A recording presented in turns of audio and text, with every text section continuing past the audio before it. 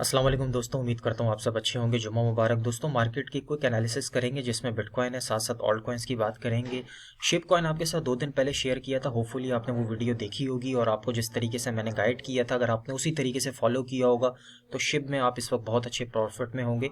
Ship का मजीद review करेंगे। जिन दोस्तों ने शिप को बाई किया हुआ था मेरे कहने पर, उनको क्या करना चाहिए। साथ में आपके साथ एक बहुत ही ज़बरदस्त कॉइन शेयर करने वाला हूँ, चार्ट में बहुत ज़बरदस्त तरीके से एक पैटर्न फॉलो हो रहा है। बिटकॉइन का एनालिसिस करेंगे थोड़ा सा कि इस वक्त बिटकॉइन का प्राइस क्या है, किस तरह फॉलो हो सकता है, और साथ साथ S&P 500 को कवर करेंगे। सबसे पहले दोस्तों अगर क्रिप्टो मार्केट की बात करते हैं जिसमें ऑल्ट कॉइन्स हैं, तो ऑल्ट कॉइन्स में हमें कोई बड़ी गिरावट देखने को नहीं मिल रही। बिटकॉइन का प्राइस 24,200 से इस वक्त 23,300 पर ट्रेड हो रहा है। $1,000 का क्रैश हुआ, लेकिन ऑल्ट कॉइन्स में हमें कोई बड़ी गिरावट देखने को नहीं मिली, जो कि एक बहुत ही ज़बरदस्त चीज़ है ऑल्ट कॉइन्स के लिए।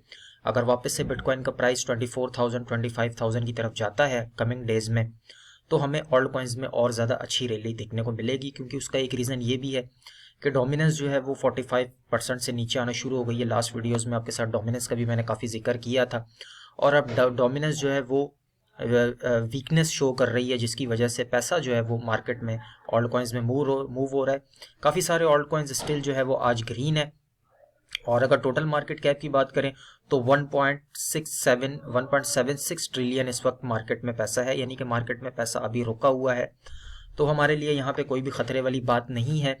S&P 500 की बात करें तो S&P 500 स्टिल पॉजिटिव है। 25 बेसिस पॉइंट आने के बाद जो हमारा रेजिस्टेंस लेवल था उसको ब्रेक कर दिया है। कल की जो डेली कैंडल क्लोज हुई है वो तकरीबन 4200 के करीब क्लोज हुई है। इसको देखते हुए बिटकॉइन के लिए फ़िलहाल कोई ख़तरा नहीं है। नेक्स्ट रेजिस्टेंस लेवल जो आपको बताया था मैंने 4300 का, ये हमारा टारगेट होगा, और अगर इसकी तरफ जाता है तो यकीनन बिटकॉइन भी कुछ ना कुछ पॉजिटिविटी शो करेगा हमें। बिटकॉइन का 1 डे का टाइम फ्रेम का चार्ट ओपन है दोस्तों मेरे पास। कल एक डॉजी कैंडल बनी 1 डे के टाइम फ्रेम में 24,200 पे जाने के बाद बिटकॉइन ने वापस से रिजेक्शन लिया। जैसे कि मैंने आपको FOMC मीटिंग के दिन बताया था कि दो पॉसिबिलिटीज़ हैं, या तो बिटकॉइन का प्राइस 25 बेसिस पॉइंट पे स्टेबल कर जाएगा, या फिर FOMC मीटिंग के बाद मार्केट थोड़ी सी ऊपर जाएगी 24,000 24,500। वहाँ पे लोग फोमो में आएंगे और लिक्विडिटी हंट करने के लिए वापस से मार्केट को क्रैश करके 23,000 की तरफ लेकर आया जा सकता है। तो अगर हम देखें तो एग्जैक्टली वही हुआ। FOMC मीटिंग के बाद मार्केट थोड़ी सी ऊपर गई, लिक्विडिटी हंटिंग के लिए वापस से जो लोग लॉन्ग कर रहे थे उनको लिक्विडेट करने के लिए मार्केट नीचे आ गई है। लेवल आपको बता दूं, मार्केट जब तक 22,400 22,500 से ऊपर है तब तक ऑल्ट कॉइन्स के लिए कोई खतरे वाली बात नहीं है। जो भी ऑल्ट कॉइन्स आपने बाय किए हुए हैं उनको होल्ड करें, प्रॉफिट इंशाल्लाह आपको मिलेगा उसमें।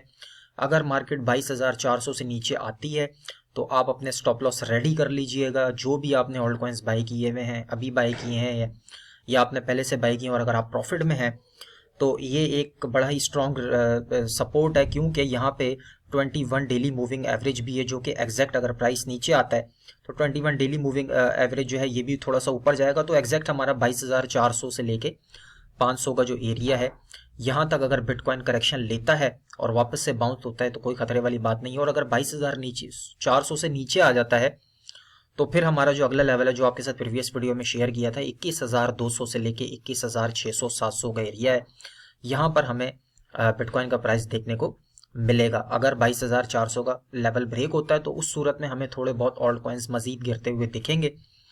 और अगर हम बात कर लेते हैं दोस्तों शिप कॉइन की, तो शिप कॉइन में मैंने आपके साथ एक वीडियो बनाई थी, शायद ही कोई यूट्यूबर हो जिसने आपके साथ शिप कॉइन के ऊपर इतनी डिटेल से एक सिग्नल शेयर किया था। एज इट इज़ वही चार्ट जो आपसे 4 दिन पहले शेयर किया था वो इस वक्त मेरी स्क्रीन पर ओपन है।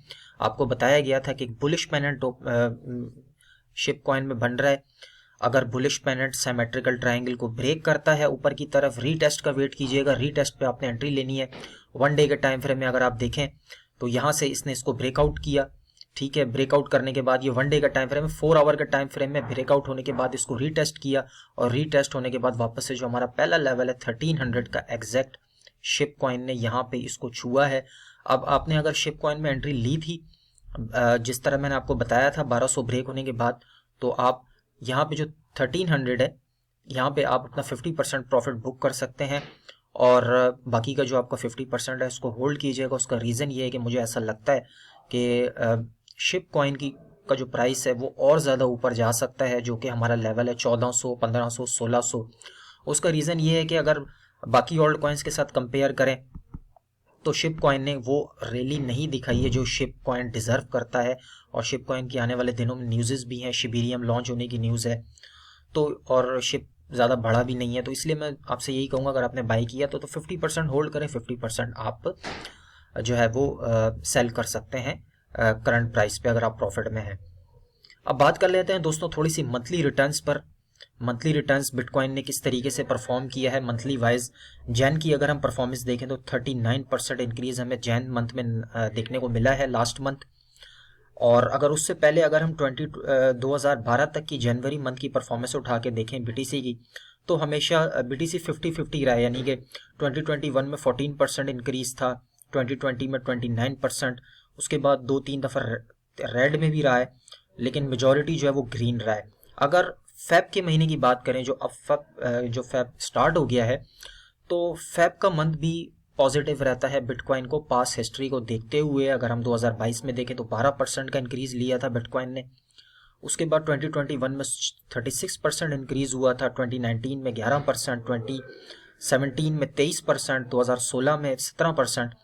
तो पास हिस्ट्री को देखते हुए अगर मंथली परफॉर्मेंस की बात करें बिटकॉइन की, तो फेब का मंथ जो है वो हमेशा से अच्छा रहता है। तो इसको देखते हुए मुझे ऐसा ही लगता है कि बिटकॉइन का प्राइस जो है वो फेब के महीने में ऊपर भी जा सकता है अच्छा खासा, यानी कि अगर 10-20% भी अगर इंक्रीज हो जाता है तो हम 25-26,000 का लेवल क्रॉस कर देंगे।